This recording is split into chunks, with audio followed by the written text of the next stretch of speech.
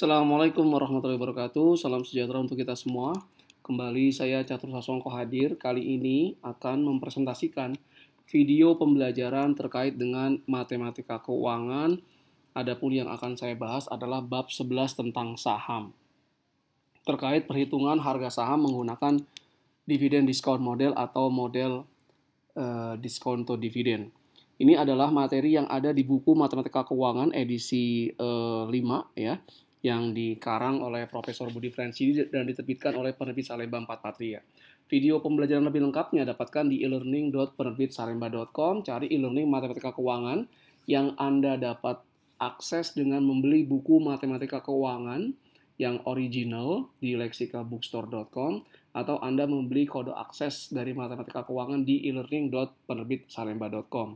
Dapatkan video pembelajaran, kemudian soal-soal yang bisa Anda kerjakan secara mandiri, dan video tentang soal dan pembahasan materi-materi dalam matematika keuangan dalam bentuk esai.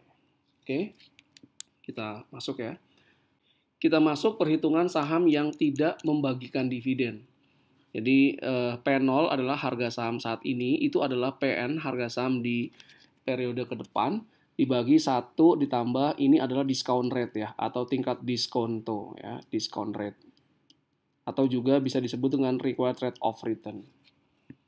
Nah, P0 harga saham saat ini, PN harga saham pada tahun N, kemudian tingkat diskon, K-nya tingkat diskonto atau tingkat imbal hasil tahunan yang diharapkan investor atau required rate of return. Kemudian N adalah jumlah periode dalam tahun. Nah, berikut ini disajikan contoh perhitungan harga saham yang tidak membagikan dividen. Berapakah nilai saham sebuah perusahaan yang tidak membagikan dividen jika harganya 1 tahun yang akan datang diperkirakan 1.200 dan investor mengharapkan imbal hasil sebesar 20% atas investasinya. Nah, ini berarti PN adalah harga 1 tahun ke depan itu sebesar 1.200. Kemudian K-nya adalah 20% dan ini periodenya hanya 1 tahun.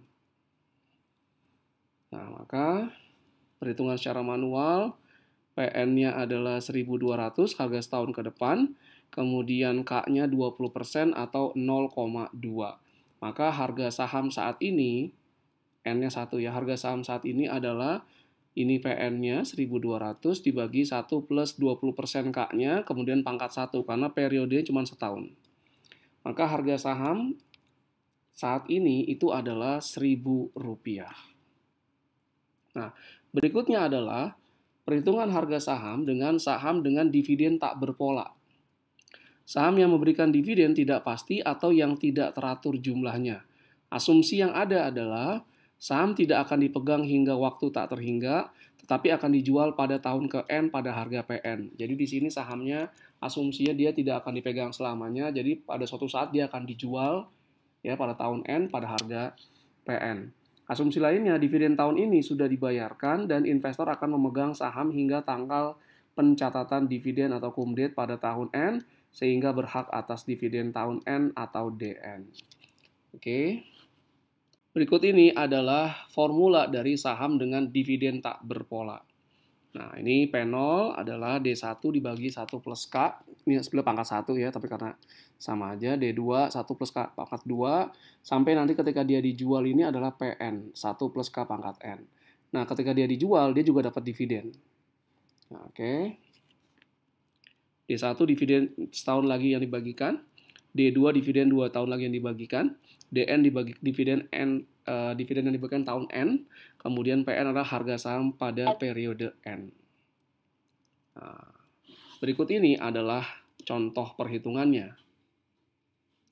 Saham ABCD diproyeksikan akan membagikan dividen sebesar Rp150 setahun lagi dan Rp200 2 tahun lagi.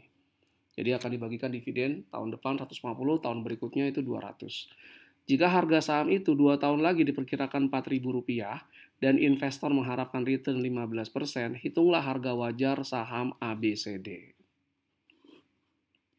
Berikutnya adalah saham dengan dividen konstan. Nah, saham yang dividen tunainya teratur yaitu yang dividennya konstan. Nah, saham preferred adalah saham yang menjanjikan dividen sebagai persentase tertentu dari nilai parnya atau par value. Jadi saham dengan dividen konstan ini, jumlah dividen dalam rupiah yang dibagikan setiap tahunnya misalnya itu akan sama, tidak bertumbuh maupun tidak berkurang. Nah, ini cocok untuk perhitungan harga saham preferen yang menjanjikan dividen dalam jumlah yang sama setiap tahunnya, dan kalau bentuknya kumulatif, maka dividen yang dibagikan satu tahun akan dibagikan di tahun berikutnya. Nah, formulanya adalah harga saham saat ini itu adalah dividen yang dibagikan yang sama jumlahnya setiap tahun dibagi dengan imbal hasil yang dipersyaratkan ataupun discount rate-nya. Nah, jadi D dividen tahunan, kemudian K-nya adalah tingkat diskonto. Oke, berikut ini adalah contoh perhitungan harga saham dengan dividen konstan.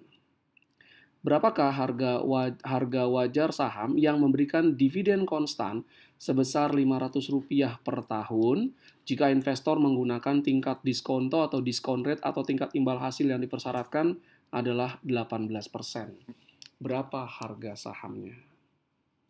Berikutnya adalah saham dengan pertumbuhan dividen konstan. Jadi sahamnya itu bertumbuh setiap tahun, konstan selamanya. Katakan dividennya bertumbuh Rp500. Dividen saat ini Rp500, kemudian bertumbuh 10% setiap tahunnya. Maka tahun depan akan jadi 550. Tahun depan lagi naik lagi 10%, bertumbuh 10%, 110% kali 550 dan seterusnya. Saham yang mempunyai dividen dengan pertumbuhan konstan sebesar persentase tertentu setiap tahunnya secara terus-menerus. Nah, ini asumsi saham dengan pertumbuhan dividen konstan. Contoh, dividen tunai suatu saham bertumbuh dari Rp100 ke Rp110, jadi bertumbuh 10%. Jadi sekarang ini 100 ini adalah D0, tahun depan bertumbuh 10%, nah ini 110 ini adalah D1, dividen yang dibagikan setahun ke depan, naik 10%, kemudian ini 121 ini adalah D2, dividen yang dibagikan 2 tahun kemudian, 110 kali 110%, 121. Nah, seterusnya. Jadi setiap tahun dia bertumbuh 10% dividennya, sampai selamanya. Nah, formulanya adalah P0 sama dengan D1 K minus G. D1 ini adalah dividen yang dibagikan 1 tahun yang akan datang. Kemudian K ini required rate of return atau discount rate, G adalah pertumbuhan dividen. Nah, D1 itu adalah D0.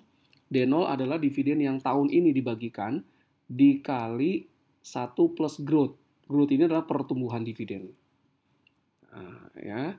Oke. Berikut ini adalah contoh perhitungan harga saham dengan tingkat pertumbuhan dividen yang konstan. Sebuah saham baru saja membayar dividen sebesar 500, ya, baru saja membayar dividen sebesar 500. Dividen ini diproyeksikan akan bertumbuh sebesar 10% setiap tahunnya. Jika investor menginginkan return sebesar 18% untuk investasi di saham ini, berapakah harga wajar saham ini? Oke. Berikutnya kita menghitung tingkat imbal hasil pada saham dengan pertumbuhan dividen konstan atau kita cari K-nya. Nah, tingkat imbal hasil atau K-nya atau required rate of return atau discount rate-nya itu adalah D1 dibagi P0 ditambah dengan growth. Oke, berikut ini adalah contoh perhitungan tingkat imbal hasil pada saham dengan pertumbuhan dividen konstan. Saham DCBA diproyeksikan akan membagikan dividen sebesar Rp108 tahun depan, yang akan naik sebesar 8% setiap tahunnya. Jika investor bersedia untuk membayar Rp1.200 untuk saham itu, berapakah tingkat diskonto yang digunakan? Jadi yang dicari adalah K-nya berapa. Nah, berikutnya adalah saham dengan pertumbuhan supernormal. Nah, ini saham yang memberikan dividen yang bertumbuh dengan persentase tinggi selama beberapa periode, kadang melebihi tingkat diskonto yang digunakan. Tapi nanti ada kalanya saham ini berada pada kondisi ketika tingkat pertumbuhan dividennya akan konstan. Jadi selama beberapa tahun misalnya tingkat pertumbuhan dividennya tinggi, ya berubah-ubah, tapi nanti pada suatu tahun, pada suatu waktu dia akan bertumbuh konstan selamanya. Nah, ini formulanya. Nah, D2 adalah D1 kali 1 plus growth, D3 D2 kali 1 plus growth, dan seterusnya. PN adalah harga saham di akhir periode pertumbuhan supernormal. Jadi ketika akhirnya pertumbuhan supernormal selesai, kemudian dividen bertumbuh secara konstan. G tingkat pertumbuhan supernormal yaitu hingga periode N, G tingkat pertumbuhan normal, kemudian K adalah tingkat diskonto.